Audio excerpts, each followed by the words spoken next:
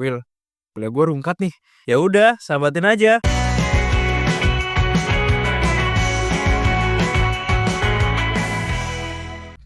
Halo makers-makers di rumah, kembali lagi di podcast KRS. Kuliah Rungkat Sambat. Masih bersama gua, host tersayang kalian.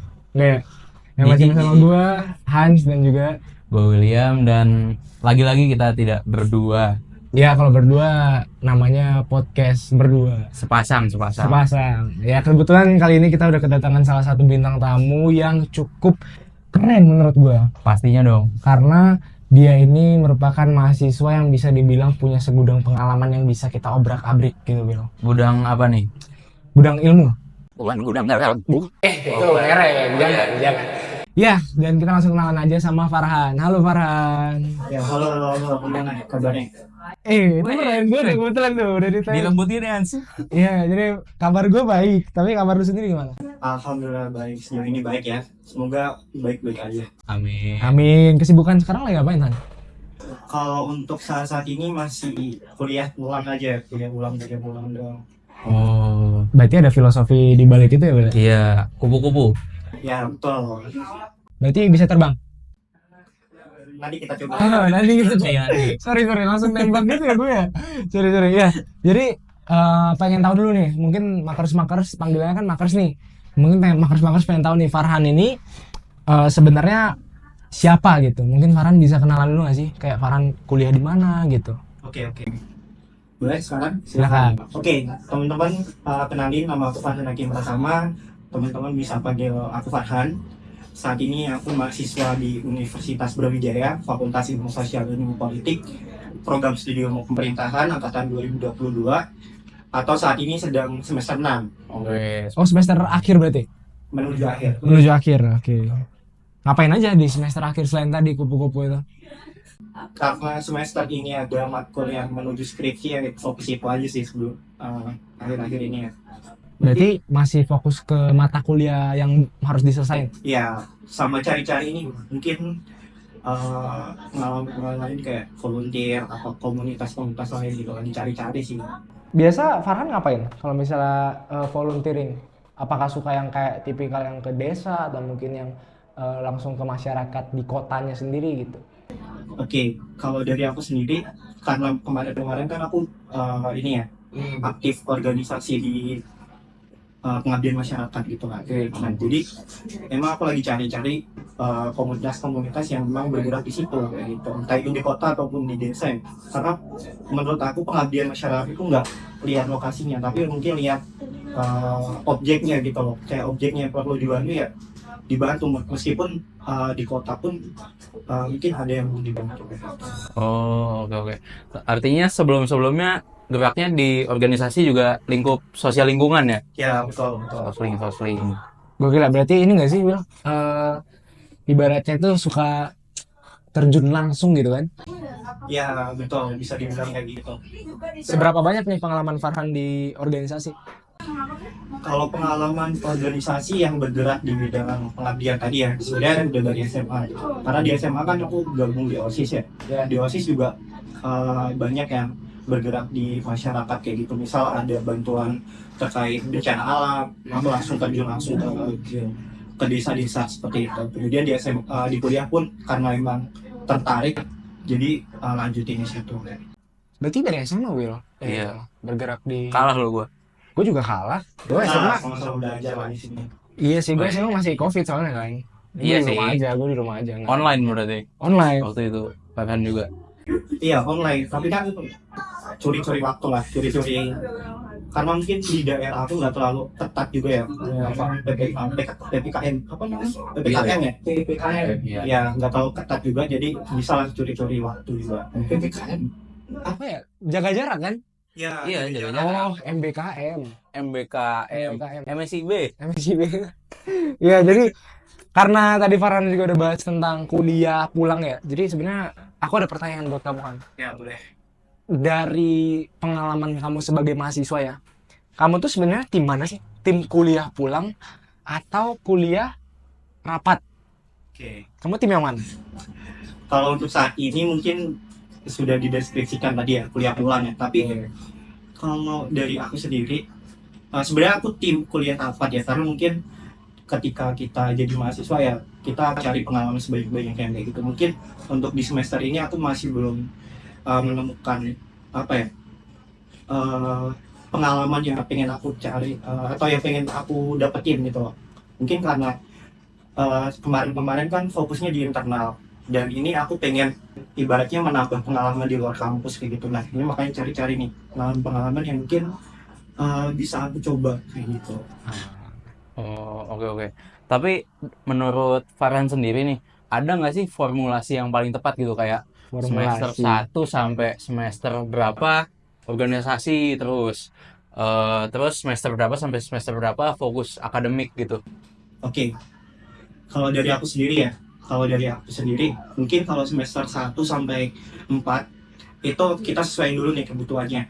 Kan kita sebagai mahasiswa baru tentunya perlu kenal dengan teman-teman kita yang ada di kampus dan lain sebagainya. Maka caranya itu kita ikut organisasi intrakampus seperti himpunan, BEM atau EM yang lingkupnya universitas kayak gitu. Nah mungkin untuk semester berikutnya kalau teman-teman pengen menambah pengalaman yang lebih luas lagi, mungkin teman-teman bisa gabung di organisasi yang di luar kampus kayak gitu. Jadi menurut aku organisasi intra itu baik untuk di semester awal, karena kita kan juga perlu koneksi atau relasi di dalam kampus ya, untuk mungkin membantu kita untuk kuliah atau seperti apa dan sebagainya. Nah kemudian untuk di semester 5, 6, 7, 8 mungkin teman-teman bisa eksplor kegiatan-kegiatan yang di luar kampus kayak gitu, biar pengalaman relasinya juga lebih luas lagi gitu. Benar-benar. Gimana Hans? Kalau gue sih pertanyaan satu sih. Apa Kan tuh? tadi Farhan bilang ya, organisasi carilah yang mungkin kampus dulu, terus nanti mungkin kalau misalnya udah lumayan menuju akhir, cari yang pengalaman dan relasi. Farhan sendiri, milihnya gimana? Cara kita ngefilter ya mungkin Karena kan organisasi-organisasi. organisasi tadi juga banyak kan, Farhan udah nyebutin intra aja tadi ada 3, itu belum lagi yang mungkin lembaga-lembaga sendiri ya kayak LSO, LKM. Gimana? Nah kalau dari aku sendiri disesuaikan sama kebutuhan. Nah tentunya kan kalau kita gabung organisasi, pastinya kita harus tahu dulu organisasi itu bergerak di bidang apa. Nah ketika kita tahu bidangnya itu sesuai dengan minat, sesuai dengan tujuan kita, dan juga ibaratnya mengakomodasi kebutuhan kita yang pengen kita raih di situ. Misalnya semester 1 aku pengen memperluas relasi, kemudian melatih public speaking dan sebagainya, ya udah bergabung di organisasi yang memang bisa mengakomodasi di situ kayak gitu. Jadi disesuaikan aja sama kebutuhan teman-teman atau minat dan tujuan teman-teman. Berarti dibuatin fokus-fokusnya dulu ya, fokus-fokusnya mau kemana. Ada temen gue, fokusnya kan gue nanya kan semester 1 gitu, Ya, lu kuliah mau ngapain gitu, terus dia bilangnya gini, kuliah gue pengennya tidur doang di kos gitu. Itu gimana Han? Lu menurut lu gimana? Ada tuh teman-teman yang kayak gitu tuh. Oke, kalau menurut aku ya nggak masalah sih kalau orang yang berpikiran kayak gitu, itu mungkin preferensi orang beda-beda. Tapi kalau menurut aku sendiri, karena kita punya titel sebagai mahasiswa dan juga kita punya kesempatan dan peluang yang banyak di sini, ya udah manfaatin aja peluangnya yang ada gitu. Ikut organisasi, ikut komunitas, ikut lomba, atau mungkin ikut kegiatan-kegiatan lainnya. Jadi mungkin kalau misal kurang tertarik di lomba, kan ada lagi nih pilihan-pilihan lain seperti lomba, penelitian, atau pertukaran pelajar dan sebagainya. Kan itu banyak ya, titel kita sebagai mahasiswa itu banyak banget yang bisa kita manfaatkan kayak gitu. oke. Mungkin satu lagi sih yang bikin jujur dari aku penasaran kan, ini ya kan walau organisasi banyak ujung-ujungnya kan lumayan terbatas ya, dan kayaknya nggak bisa mengakomodasi semua orang gitu. Ada aja pasti yang nggak keterima lah dan lain-lain. Kalau dari Farhan sendiri, kira-kira apa sih memang yang mungkin kurang dari mereka gitu, atau mereka kan nggak ketemu tuh kesempatan buat akhirnya ikut organisasi. Oke, kalau menurut aku sendiri, ya ini menurut aku sistem rekruter dari organisasi itu sendiri yang harus diperbaiki. Kita itu kadang organisasi-organisasi ini udah cari yang udah mateng gitu loh. Cari yang udah punya pengalaman di bidang ini. Tapi sebenarnya salah. Sebenarnya kita harus kasih kesempatan juga orang-orang yang mungkin pengen belajar juga, karena yang aku amati juga ya ketika aku jadi kemarin ikut organisasi di kampus juga, kebanyakan orang yang mau belajar itu yang lebih niat untuk ikut organisasi kayak gitu, dibandingkan orang yang udah punya pengalaman banyak di organisasi, dan itu kebanyakan mereka mengesampingkan entah itu tugasnya, entah itu job desk ketika dikasih kayak gitu, kayak karena mereka udah merasa oh aku udah punya pengalaman banyak, ya udah ngapain aku terlalu all out di organisasi ini. Jadi aku lebih setuju ngasih kesempatan buat orang-orang yang mungkin pengen belajar kayak gitu. Berarti ngelihat ini nggak sih, potensi nggak sih daripada prestasi? Nah, betul. Ya, jadi potensinya dia emang benar-benar niat belajar banget, ya udah kita kasih kesempatan. Mungkin ketika kita udah kasih kesempatan di situ, ya mereka bakal menunjukkan hasil yang memuaskan juga.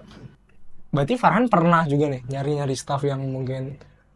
Iya, betul. Jadi kemarin kan juga pernah jadi staf ahli dan juga BPH juga. Jadi ketika jadi staf ahli atau BPH pun kan kadang ini ya, screening dan lain sebagainya.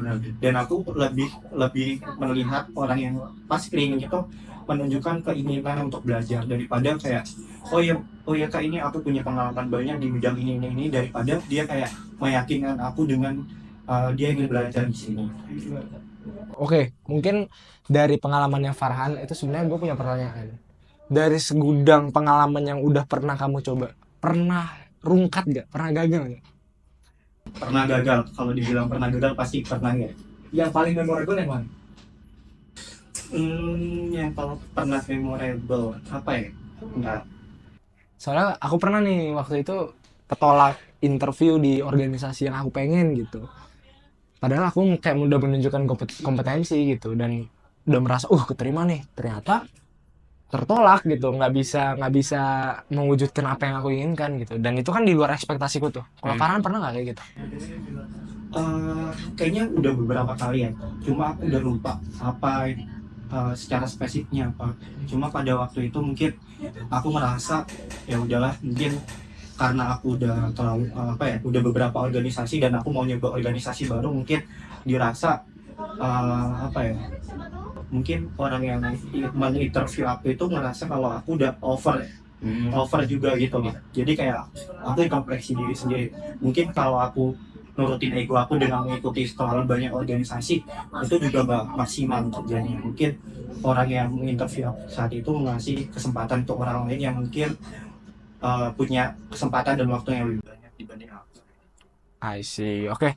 Nih ngomong-ngomong ya soal organisasi ya. Tadi kan Farhan juga udah jelasin gimana pengalaman dia di organisasi, bagaimana dia melihat ternyata potensi itu lebih bagus daripada prestasi gitu.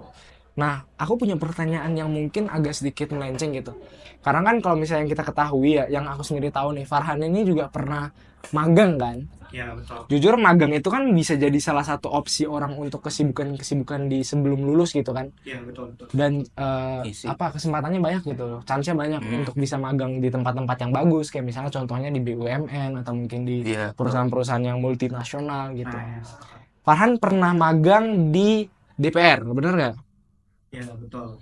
Nah, mungkin sebelum kita kulik nih soal magang Farhan di DPR, gimana sih cara dapat magang yang diimpikan gitu?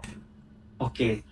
Kalau dari aku sendiri ya, sebenarnya aku kan magang di MSIB ya, di MSIB. Jadi aku tahu MSIB ini dari kakak tingkat aku pada saat waktu itu aku semester 3 atau semester 2. Jadi kakak tingkat aku ini pernah ikut MSIB di Jakarta, dan itu company juga lumayan besar gitu. Dan jadi itu ibaratnya aku banyak tanya-tanya sama kating aku. Terus juga aku di semester 3 menuju semester 4 itu mulai menyiapkan juga kayak ikut mentoring, kayak ada kan beberapa lembaga atau komunitas yang menyediakan wadah untuk mentoring untuk persiapan internship kayak gitu. Jadi aku ikut beberapa mentoring itu karena memang sebenarnya tujuan aku bukan di tempat magang aku saat ini. Jadi tujuan aku itu ada di perusahaan swasta, di salah satu perusahaan swasta multinasional kayak gitu.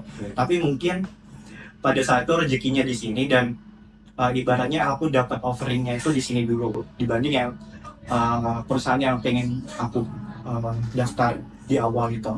Jadi agak bimbang sebenarnya mau langsung ambil offering atau mau melanjutin seleksi yang benar-benar aku pengen gitu. pada saat itu. Magang di KRS nggak mau? Magang di sini. Podcastnya. Boleh, Iya. boleh. Kebetulan aku juga lagi magang nih. Iya, ini Oh, host iya. magang. Dia menggantikan magang. orang soalnya. Dan ini ngomong-ngomong, tadi kan berarti Farhan itu nggak pengen magang di yang kita sebut instansinya DPR gitu kan? Karena kan itu mungkin bisa jadi banyak yang pengen juga gitu magang di tempat yang udah wah banget gitu, apalagi bisa ngelihat langsung sidang gitu, sidang paripurna dan lain sebagainya gitu. Cara dapetnya gimana? Karena kan saingannya pasti banyak kan? Iya. Gimana caranya? Ada tips nggak buat kita nih? Aku juga Iya. kebetulan belum magang gitu. Oke, mungkin aku jelasin karena aku daftarnya MSIB pada saat itu. Mungkin aku jelasin skemanya dulu ya, skema pendaftarannya. Jadi 433 skemanya. Ya, 433. Formasi ya, boleh. kalau pendaftaran MSIB itu kan ada 22 posisi yang bisa kita apply. Oke.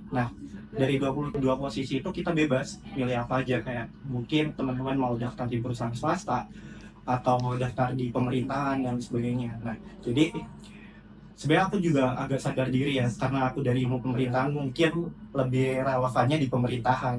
Tapi aku masih nyoba di perusahaan-perusahaan swasta kayak multinasional, kayak mungkin aku sebutin salah satunya Astra, kemudian Multitractor dan sebagainya. Nah, kemudian setelah mendaftar di 22 posisi ini, mekanisme seleksinya berbeda-beda masing-masing posisi, masing-masing perusahaan atau masing-masing posisi kayak gitu. Jadi pada saat itu di awal-awal itu aku dapat beberapa email dari beberapa posisi itu, tapi pada saat itu emailnya masih lanjutan seleksi. Kayak misalnya Astra, aku masih di seleksi psikotes dan itu masih belum pengumuman ke interview. Nah, kemudian di beberapa lagi ada yang seleksi kayak gitu. Tapi pada saat itu DPR langsung ngasih offering tanpa ada seleksi kayak gitu. Nah, mungkin seleksinya ada CV screening dan sebagainya. Berkas mungkin ya. Ya, berkas dan lain sebagainya. Jadi aku bimbang. Nah, kira-kira mau langsung aku ambil atau enggak? Karena di MSIB ini kan ada batas waktunya untuk ngambil offering. Pada saat itu cuma dikasih waktu 3 hari. Nah, sedangkan kalau aku terlalu idealis dengan mau perusahaan yang aku pengenin banget tadi, ya aku kan belum pernah ikut magang dan mungkin ada orang-orang kandidat-kandidat lain yang daftar di perusahaan tersebut punya pengalaman magang atau punya pengalaman yang lebih baik daripada aku. Ya udah aku ngambil yang benar-benar aku udah pasti diterima. Oh, oke. Dari kita jujur udah lumayan nangkep sih buat skemanya tadi. Mungkin dari aku akhirnya muncul pertanyaan, kan dari Farhan sendiri kan ikutnya MSIB ya berarti ya. Sedangkan ada beberapa orang juga yang lebih memilih buat magang mandiri. Mungkin Farhan mungkin punya cerita dari teman-teman yang pernah magang mandiri gitu, emang lebih baik yang mana gitu. Oke, kalau dari aku sendiri mungkin kalau dibandingin baik atau buruknya aku juga kurang tahu ya. Teman-teman aku yang magang mandiri itu seperti apa, mungkin ada hal yang lebih baik dibanding aku ketika magang kemarin atau seperti apa. Tapi yang aku tangkap mungkin kalau kita di MSIB ada bantuan biaya hidup, kemudian ada sertifikat dari Kemendikbud dan sebagainya. Tapi kalau teman-teman yang mandiri kan itu unpaid ya biasanya. Nah, itu sih bedanya yang aku tangkap sejauh ini. Tapi kalau magang-magang mandiri ini biasanya juga ada beberapa pemerintahan yang instansinya juga lumayan besar. Kemarin kalau di pemerintahan sendiri nih, kalau magang mandiri ada yang di Kemenlu, kemudian ada yang di Kesbangpol Jakarta dan sebagainya. Jadi masih bagus kok instansinya, tapi mungkin bedanya tadi unpaid sama paid-nya sendiri kayak gitu. Kalau di BNN ada nggak ya? BNN kita. BUMN. BNN. Wah, kurang tahu. Gimana teh? BNN ada, kebetulan ada, tapi tergantung, ada 2 jalur. Yang pertama, jalur Yang apa? pertama itu magang yang biasa aja gitu, magang mandiri. Itu nanti kan bebas gitu ya, mau langsung masuk kerjanya kayak gimana. Nah, satu lagi lu jadi pemakai aja, Hans. Langsung masuk bang. Masuk Tapi gue pengen masuk perusahaannya, bukan masuk tahanannya, bocah. Kalau gue tahu ya. langsung gitu. masuk jadi tahanan ya semua orang bisa gitu kan, tapi jangan ya. Nah, ngomong-ngomong soal magang nih, kan Farhan magang di DPR kan gitu. Pengen tahu sih kayak pengalaman-pengalaman Farhan yang bisa diceritain mungkin apa gitu, kayak kalau kita lihat di gedung DPR sendiri kan bagus ya, tempatnya luas, besar gitu. Dan cukup apa ya, ibaratnya menarik mata gitu kalau kita lihat gitu. Mungkin dari Farhan ada nggak sih pengalaman-pengalaman yang bisa diceritain ke makers-makers juga? Oke, kalau dari pengalaman magang ya, kalau di MSIB DPR RI itu sendiri kan ada beberapa ini ya tahapan ya. Jadi mulai tahapan observasi kayak kita mengenal sejarah DPR, kemudian pengenalan lingkungan kampus, budaya kerja dan sebagainya. Kemudian ada namanya tahap praktik kerja. Jadi di praktik kerja ini kita dibagi ke beberapa unit kerja nih. Nah, kemarin aku kan diterimanya sebagai asisten value expert staff, atau bahasa Indonesianya itu ada asisten tenaga ahli. Nah, tenaga ahli. Nah, kemudian di asisten value expert staff ini dibagi lagi nih beberapa unit. Nah, ada yang di komisi, ada yang di Balek, ada yang di BAKN dan sebagainya. Nah, kemudian ketika dibagi ke unit kerja kita udah ini ibaratnya kita membantu di unit kerja tersebut, terutama di tugas-tugas tenaga ahlinya gitu. Nah, pada saat itu aku ditempatkan di unit kerja Komisi 1 DPR RI, di mana unit kerja ini membidangi pertahanan, luar negeri dan juga komunikasi intelijen. Nah, jadi kayak hubungannya terkait luar negerinya, politik luar negeri, kemudian terkait pertahanan yang ada di Indonesia dan sebagainya. Kemudian setelah di praktik kerja kita juga ada kuliah umum. Nah, di kuliah umum ini kita kayak ibaratnya kayak kuliah, tapi pematerinya itu dari pejabat fungsional yang ada di DPR RI, misalnya dari kepala persidangan, kepala administrasi dan sebagainya. Jadi kayak kita dijelaskan terkait supporting system mereka kepada anggota DPR RI gitu. Kemudian ada juga yang namanya audiensi. Nah, kalau di audiensi ini kita hampir mirip sama kuliah umum, tapi pematerinya dari anggota DPR RI langsung. Iya, secara langsung. Jadi anggota pada saat itu kita melakukan audiensi 2 kali. Yang pertama dengan kepala BKSAP atau Badan Kerjasama Antar Parlemen, Bapak Mardhani Alisera. Jadi kita itu belajar terkait politik luar negeri yang ada di DPR. Nah, yang ada di DPR secara lulus. Jadi di DPR itu ada namanya parlemen, apa namanya, fungsi parlemen, fungsi diplomasi parlemen, namanya fungsi diplomasi parlemen. Jadi bukan hanya lembaga eksekutif kayak Kementerian Luar Negeri yang melakukan diplomasi, tapi juga kita sebagai anggota DPR, sebagai DPR RI itu juga menjalankan fungsi diplomasi kayak gitu. Jadi kayak ada hubungan kerjasama antar parlemen di Indonesia dengan luar negeri gitu. Kemudian yang kedua audiensi dengan wakil ketua MPR RI, anaknya Bapak SBY, Mas Ibas. Mas Ibas. Ya, adiknya. Nah, jadi kita diajari terkait politik anak muda. Nah, kira-kira impact dari politik anak muda itu seperti apa? Nah, kayak gitu. Kemudian setelah audiensi, nah ini yang paling menarik menurut aku ya, itu ada namanya simulasi. Nah, kita role play sebagai anggota DPR RI secara langsung di ruang rapatnya. Nah, jadi kita role play itu ada peran-perannya sendiri. Jadi ada yang sebagai pimpinan, ada yang sebagai perwakilan pemerintah pada saat itu ya, ada yang menjadi menteri. Pada saat itu aku wakil ketua DPR RI yang di paripurna. Kemudian kalau di rapat kerjanya sebagai juru bicara. Jadi kalau di simulasi itu kan angkatan yang magang di DPR RI itu ada 300 orang ya. 300 orang dari seluruh Indonesia, dari berbagai macam universitas juga. Jadi dari 300 orang itu dibagi 2 kelompok. Nah, 2 kelompok itu dibagi pembahasan. Jadi kelompok pertama itu membahas terkait rancangan undang-undang ITE. Nah, yang kedua itu membahas terkait rancangan undang-undang sistem pendidikan nasional. Tapi itu simulasi doang kan? Simulasi, tapi kayak kita belajar benar-benar menghasilkan sebuah undang-undang gitu. Ibaratnya kita menyetujui sebuah undang-undang. Nah, jadi kan skemanya ya, rancangan undang-undang ini diusulkan oleh pemerintah. Pada saat itu ada yang mewakili sebagai menteri kan. Nah, karena usulan itu dari pemerintah, maka kita yang dari DPR itu membuat DIM. Nah, DIM itu namanya daftar inventarisasi masalah. Jadi DIM itu yang kita mengkritisi kira-kira yang mereka usulkan itu ada yang bermasalah atau enggak, ada celah hukumnya atau seperti apa. Nah, dim itu yang membuat ada masing-masing fraksi. Nah, masing-masing fraksi itu kita menyampaikan kira-kira yang bermasalah bagian mananya. Nah, itu nanti akan dibahas sampai mufakat, musyawarah sama mufakat di rapat kerja. Nah, pada saat itu aku kan kebagian di RUITE ya. Di RUITE ini kita membahas 3 dim terkait judi online, terkait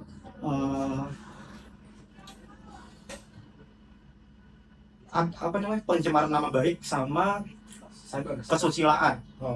Nah, kesusilaan. Jadi pada saat itu 3 dim ini yang selesai dibicarakan, yang diselesai musyawarah mufakat itu ada 2 dim, tapi ada 1 dim ini yang masih tersisa. Ibaratnya masih ada menuai pro kontra dari kita yang sebagai anak-anak yang role play. Jadi kita merasa kalau yang diusulkan oleh pemerintah ini masih ada celah hukumnya yang perlu diperbaiki kayak gitu. Nah, kita benar-benar kritisi meskipun kita bukan dari anak hukum semua ya. Kita belajar benar-benar bagaimana membuat produk hukum itu supaya tidak ada celah hukumnya kayak gitu. Karena kan undang-undang ITE yang seperti kita tahu ya, banyak pasal karetnya, banyak orang-orang yang terkena pasal tersebut padahal pasal itu yang bermasalah bukan. Iya. Kayak gitu. Jadi kayak kita menilai terutama judi online ya. Kemarin kan lagi rame banget ya judi online. Jadi yang paling kita bahas itu terkait judi online. Nah, akhirnya karena belum terselesaikan di rapat kerja, kita selesaikan di rapat paripurna. Nah, jadi kita melakukan rapat paripurna di ruang rapat paripurna secara langsung. Jadi ibaratnya kita sebagai pimpinan duduk di ruang pimpinan, kemudian menteri duduk di tempat menteri secara langsung, kemudian teman-teman yang menjadi anggota rapat duduk di tempat rapat yang benar-benar itu mereka tempat duduk anggota DPR secara langsung gitu. Jadi kayak atmosfernya kita kerasa benar-benar kayak ibaratnya kita sebagai wakil rakyat seperti itu. Tapi mungkin apa ya ibaratnya karena juga kita juga diawasi ya dari pihak panitianya juga, dari pihak DPR-nya juga. Jadi kayak ibaratnya kita juga ada tekanan di situ ya, tekanan dan juga apa ya ibaratnya produk hukum ini kita mungkin pihak dari DPR pengen tahu ya kemampuan kita untuk merancang sebuah produk hukum seperti apa. Jadi mungkin dari teman-teman di sini ada yang mungkin ada persiapan dengan ngobrol sama legal drafternya secara langsung, kemudian ngobrol dengan mentor-mentornya masing-masing kayak gitu, supaya benar-benar produk hukum itu tidak cacat hukum lah ibaratnya kayak gitu. Wah, menarik banget sih. Apalagi kan biasanya gedung DPR tuh kita lihatnya di TV doang ya. Iya, benar. Tapi itu simulasinya waktunya tengah malam nggak? Atau pagi atau gimana? Enggak, jadi kalau untuk rapat kerja itu kita dikasih waktu 2-3 jam kalau nggak salah ya. Jadi kita benar-benar maksimalkan dengan waktu 2-3 jam itu. Udah rapat paripurna itu dari pagi sampai sebelum Jumatan ya. Karena waktunya kan pendek ya waktu Jumatan. Mungkin pada waktu itu 3 jam kayak gitu. Emang seru banget ya. Pengen sih gue pengen nyoba jujur, gue pengen ke Penasaran juga sih. rapat paripurna, memimpin rapat juga atau mungkin interupsi gitu. Aduh. Terus itu ada momen-momen seru nggak waktu rapat itu? Ya, seru banget karena mungkin ini ya. Banyak orang-orang yang tiba-tiba interupsi. Jadi kan kita sebagai pimpinan di depan itu kayak benar-benar tertekan gitu loh. Iya. Nah, kita kayak mengkondisikan anggota rapat itu seperti apa kayak gitu. Jadi kayak itu sih kadang ada orang-orang itu yang tiba-tiba interupsi dengan mungkin kurang sopan ya, karena waktu interupsi itu kan ada waktunya sendiri dan itu juga ketika ada orang yang mengungkapkan pendapat dia interupsi kan itu juga kayak bikin agak emosi ya. Tapi kita sebagai pimpinan juga nggak boleh emosi atau meledak di ruang rapat kan. Jadi kayak kita harus mengkondisikan mimik muka, mengkondisikan rapat itu supaya berjalan dengan kondusif. Di ini negeri sebelah, Ya, nggak di Indonesia ya, di plus 26. Itu tuh kalau misalnya ada yang interupsi tidak pada waktunya, itu bisa mati ini kan. Oke. Itu sebelah ya, sebelah. Oke, mungkin aku bicara sebelah juga nih. Sebelah juga. Bicara sebelah juga. Sebenarnya kalau di ruang rapat itu ada ininya, ada timernya teman-teman. Ada timernya. Jadi kalau misal berbicara lebih dari timer itu otomatis mic-nya mati. Itu bukan dimatiin. bukan dimatiin, tapi ada timernya. Dan itu aku lihat sendiri timernya. Jadi setiap itu kan udah diatur juga di tata tertib persidangan. Jadi maksimal anggota berbicara itu melakukan intrusi itu cuma 5 menit.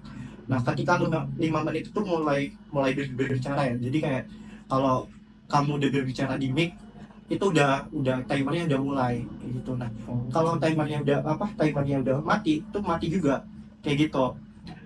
Nah, itu mungkin ada gorengan media atau seperti apa ya, atau mungkin sebelah aku juga kurang tahu, tapi kalau realitasnya aku tahu itu ada timernya kayak gitu. Karena hak setiap orang untuk berbicara kan harus sama, nggak bisa nih lu 10 menit gue 1 jam kan nggak bisa. Iya, makanya juga tadi kan udah sempat dibahas kalau ada yang sempat motong tuh, ada yang interupsi, terus ada yang ngomong lagi, itu kan Ya, nggak menghargai hak juga. nggak menghargai. Ya, terus Farhan sendiri kemarin posisi paling sulitnya apa?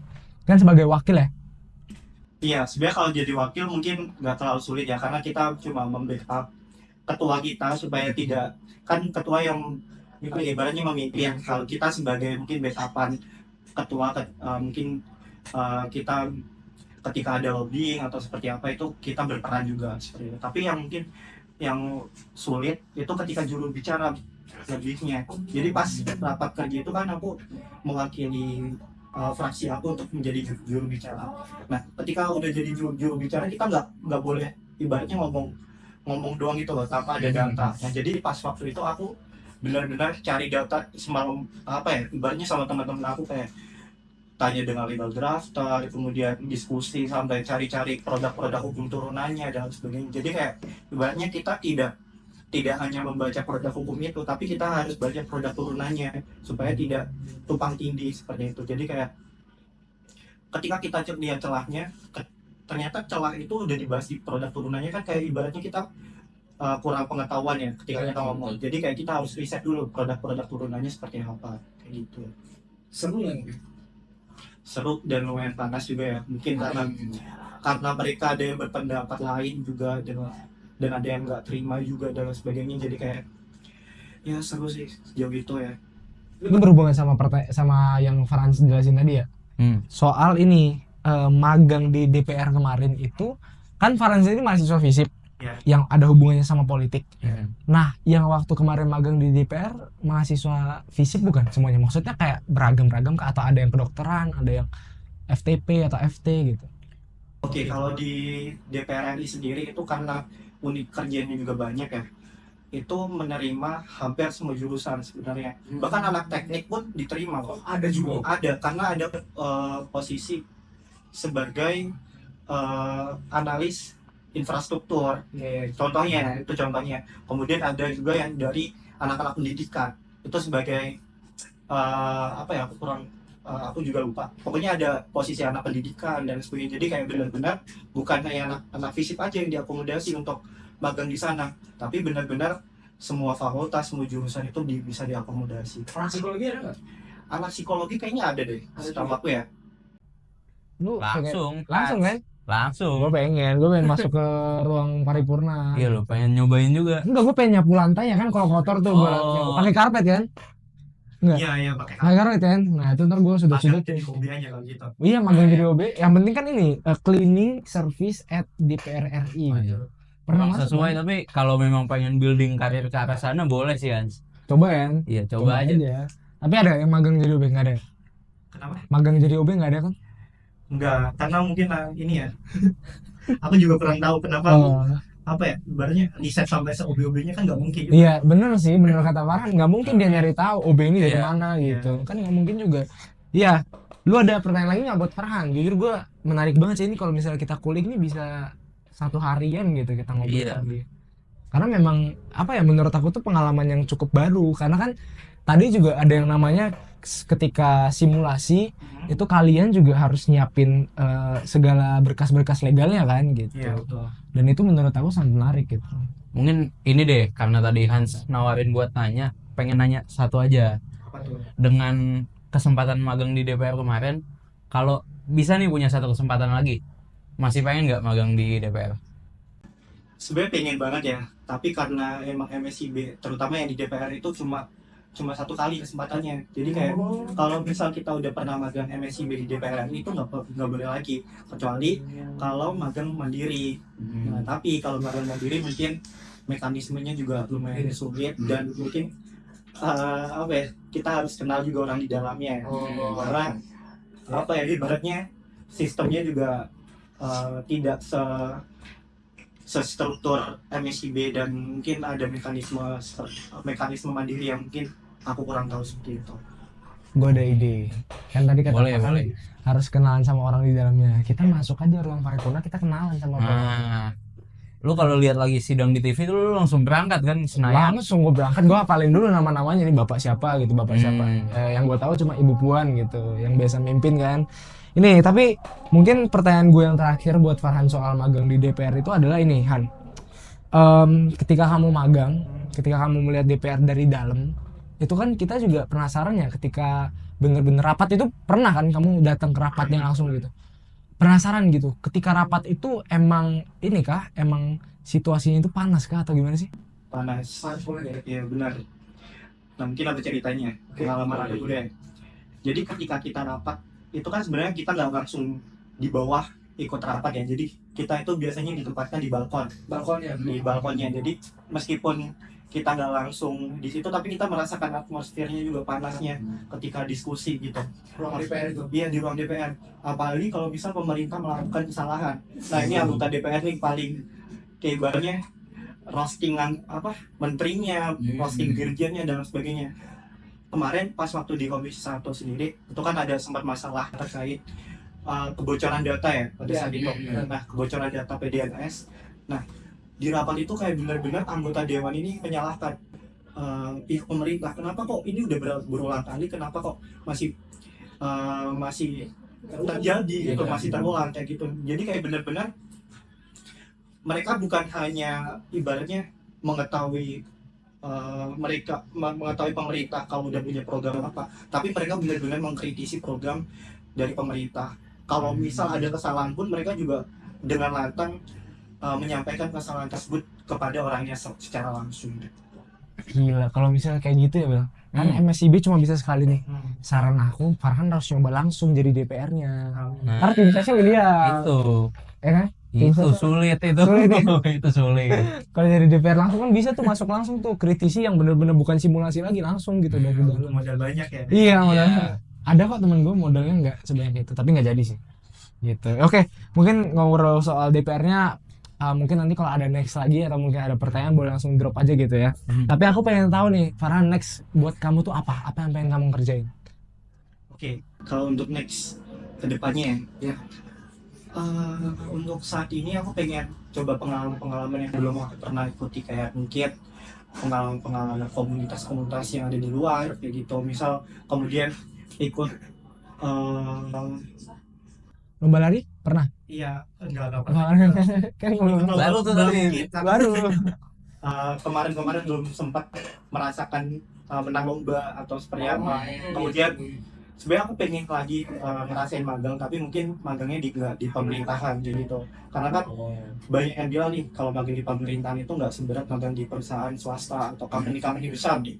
Nah, jadi aku pengen ngerasain yang benar-benar kerjanya benar-benar ada KPI-nya gitu lah ibaratnya. Ada KPI-nya seperti apa dan budaya kerjanya seperti apa. Kayak gitu sih. Pengen langsung cari tahu dunia profesional yang benar-benar Iya, betul. KRS aja ya. Nah, KPI-nya juga kita profesional ya. profesional. Profesional. Kita ada KPI-nya juga nih. Boleh. Banyaknya berapa nih? Kalau next kan, Waduh. berat ya. Langsung ngobrol sama Hansa ya. Iya, ngomong-ngomong Farhan, kalau mereka mau nge-reach kamu bisa dicari di mana? Kenapa? Kalau pengen nge-reach nih ngobrol, mungkin nanya-nanya. Boleh di Instagram, boleh. Kalau di LinkedIn juga boleh. Langsung connect aja. Iya, langsung connect aja, bisa DM secara langsung. Nanti kalau misal ada notifnya dan aku lagi senggang bisa balas, ya akan aku segera balas. Instagramnya apa ya? Farhan Hakim. Farhan Hakim aja, oke.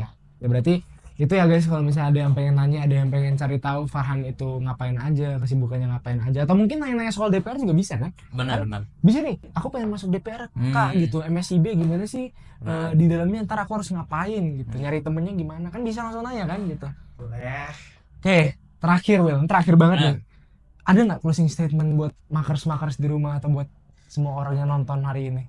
Oke, mungkin kalau dari aku sendiri closing statementnya ini sih, manfaatin kesempatan peluang kita sebagai mahasiswa sebanyak-banyaknya, karena mungkin kita nggak akan merasakan titel ini berikutnya ya, karena titel ini sebenarnya banyak banget kesempatan-kesempatan, peluang-peluang yang bisa kita rasakan ketika kita mendapatkan titel ini kayak gitu. Jadi peluang-peluang atau kesempatan ini pergunakan dengan sebaik-baiknya kayak gitu teman-teman, karena nggak semua orang bisa merasakan bangku kuliah kan. Meskipun orang yang punya ekonomi yang besar, tapi kalau misal dia tidak punya kemauan untuk kuliah kan nggak bisa kan kayak gitu. Jadi kayak ibaratnya mumpung teman punya privilege sebagai mahasiswa, gunakan privilege tersebut dengan sebaik-baiknya. Kesempatan banyak banget teman-teman, bukan hanya organisasi, magang, lomba dan sebagainya, itu banyak banget. Beasiswa mungkin kalau mungkin dari teman-teman sendiri yang tidak dari kalangan yang mungkin kurang mampu, kan bisa banget nih nyoba beasiswa kayak gitu. Jadi nggak ada alasan untuk teman-teman tidak kuliah gitu. Tidak mencoba Sebagai mencoba peluang sebagai mahasiswa gitu. Jangan sampai nyesel lah ya pokoknya. Iya, betul. Itu Will. Kenapa?